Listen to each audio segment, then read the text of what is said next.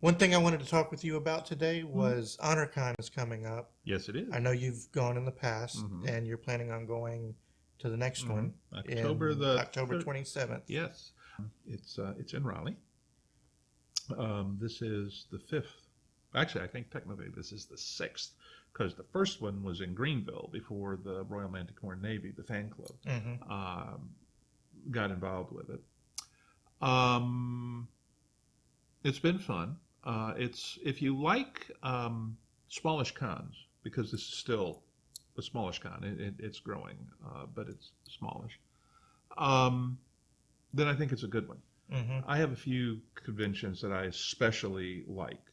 Mostly they fall in the range between 300 and maybe a couple of thousand attendees. If you get much bigger than that, then you don't have the time to spend with the fans. Hmm. Um, and that's why I go to cons. I mean, Sharon and I have been going to cons since 10 years before we were married. And next April is our 20th wedding anniversary. So, we've been going to cons as a team Hmm. for like 30 years. So it's not like we need to go to conventions to find out what they're about. We are a little picky about the cons that we want to go to. Uh, but Honorcon is specifically created by the Royal Manticoran Navy, and it's pretty much Honorverse themed. Right. Um, there's some reach beyond that. For example, Larry Correa is the writer guest of honor this year. He does the Monster Hunter International series and Son of the Black Sword. He's a really nice guy. I like him a lot. I like his books a lot. Sharon Hmm. has discovered the Monster Hunter books and gotten them all on Kindle because she can read them easy that way. And she's now at the point of where's the next one, kind of thing. I don't know if she's read the Grimoire books, which are also his and very good. But anyway, he's going to be there. If you really like Honorversy stuff, there'll be Hmm. a lot of that. Um, Claudia Christian was the media guest last year, and Claudia had an eye problem. I cannot remember what it was, but her eye was like really, really bloodshot, and she was wearing an eye patch to cover the eye. And somebody said, "Oh, wait," and they got her into a Royal Manticoran uniform. And so there she sat at the signing books in a Manticoran uniform with a white beret and an eye patch. Okay, I mean that was cool. All right. Um, so like I say, anybody who can come Hmm. really really should. It's a very comfortable con, um, and I'd really thought that I would be going to every other one. And then the years when I wasn't at Honorcon, I would be at Manticon, which is up in Minnesota, I think. And the and then see, I do alternating. Hmm. But the way that it's worked out, I think I've actually been to all of both of them at this point. Raleigh's in driving distance, Right. and with my age and size, um, my shoulders are broader than airplane seats. Even first class seats, no, but coach class seats, Hmm. I'm my shoulders are broader than the seat. Sharon's got scoliosis and has had 7 spinal surgeries, so we really cannot fly coach for more than maybe an hour in the air, and that is a problem for some of the cons that fall into the size range Hmm. that I like because smaller cons have tighter budget constraints and figuring out how to get us where we need to be flying first class can be very difficult. And we understand that. We Hmm. really do. But we've just gotten to the point where age and health considerations sort of mandate how we can travel to get to where we need to go. If we're driving, we can always pull over somewhere, stop at a Ruby Tuesdays or a Chili's or something, grab something to eat, stretch, work out some of the kinks, and then go back to driving. So Right. as far north as maybe Virginia, as far south as Florida, and as far west as Chattanooga or Lexington. Those are all in our driving radius, and so we can manage to do those fairly readily. This last year, we combined MantiCon and the wedding of the daughter of a very dear friend of ours, they were 2 weekends apart. There was a week in between, Right. so we combined both trips into one. And we've done that a couple of times. We did a con in Waynesville.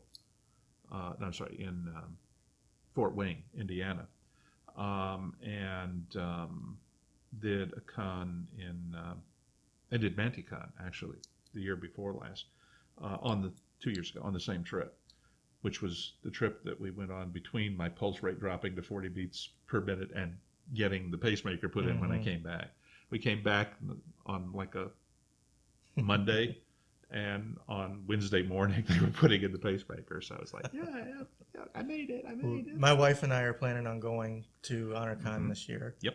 And we're going to try to set up an area to do questions. The videotape? Right, okay. Right. Yeah, that'd be great. I know we've been talking about that, and I know that we've got some logistics issues we haven't been able to nail down. But what I'm hoping is that even if we can't make that work to actually tape the questions when they're asked, we should certainly be able to put up like the equivalent of a suggestion box down at the TRMN booth or something where people could ask submit questions for the channel. Yeah. And it would be great, though, to have people actually able to sit down and just grab a little clip of them asking the question that they wanted to ask. Yes. So that would be really, really cool. I'm also kind of hoping that you'll be able to catch. There's usually like Hour with David Weber panel, right, where I'm up there and people are asking questions, I'm rambling. People watching this would not believe it, but I ramble sometimes, and sort of fielding questions. In many ways, the David Weber panel is an opportunity for fans to do just that, directly and personally, there's always the wonderful thing about it is that anybody who has a question, gets to ask it within the time limitations that we've got. The only downside to it is that there's no way to sort through the questions and see which are the ones that probably the most people would be interested in. You get to it on the basis of working your way through the folks in the audience on essentially a first come, first served basis. So what these videos are doing is allowing us to, if you will, prioritize questions and focus answers. But the freeform style at cons is great too. So anybody who can really has to come to that. I'm looking forward to watching the panels and seeing what all the convention's about. Yeah, well, I think you'll enjoy it. We have. Every time that we've gone. It's in a nice hotel, and that's fairly conveniently located to other stuff. And we like the people. I have to say that the TRMN, when they put the organization together, they are technically, they're the Royal Manticoran Navy, okay? But they are very protective of Sharon and me. They want to make sure that nobody is like imposing on us or something like that, especially somebody out of the fan club, okay? Because we try to make ourselves available to the fan club, to the organization, to the fans. And so the TRMN leadership has been very focused on seeing to it that doesn't get abused. Okay, and to be honest, most of the people in TRMN would never dream of doing anything of the sort. However, if you've been to enough cons as a guest, eventually you meet the fan. Okay, the one who is like, how do I politely tell you to please leave me alone? Okay. And it's always hard because the fan in question really loves your books and so forth. But sometimes you just need a little room to breathe Mm-hmm. or whatever. And the TRMN actually keeps an eye on us at the con to kind of help us in a situation like that. We'll be Right. sitting there and all of a sudden somebody in a Royal Manticore Navy uniform will turn up and they'll say, David, you forgot. You have to be, and like, oh yeah, and you're off and running. And that way you can do it without hurting the feelings of someone whose offense is to really like your books. Mm-hmm. Do you know what I'm saying? Oh, yes. Those of us who write science fiction and fantasy were usually those of us who read science fiction and fantasy. And we know that there are a lot of people in fandom who are there because that's their world. That's where they are comfortable. This is how they deal with the fact that there are things in their lives that are hard for them. There were certainly times in my life when I was a high school student, so for example, that was one of the things I needed my books for, that's where I was going. And in many ways, it is an honor to be that Mm-hmm. for someone. But by the same token, it can wind up with the writer being burdened is not the right verb, but loaded with, if you will, expectations and need on the part of the fan. Mm-hmm. Okay. And as a rule, that's fine. All right. That's one of the reasons that the books were written in the first place, is to be that for somebody if they need that to be for them. I mean, I wrote them because I like telling stories, but Mm-hmm. that's also a factor in it. There are just occasionally sometimes when you need to be able to put some distance between you and someone. And the TRMN is very good about helping with that. I remember one Honorcon we were at. The girls were 13, I think, at the time. Michael was 12, and they commented that they wanted to go swimming, and Sharon and I were both busy.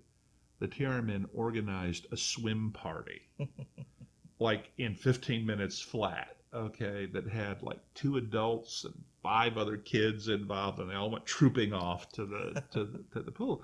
Sharon and I would never have asked them to do that. That was nice, yeah. Okay, but bam, there they were, and they did it.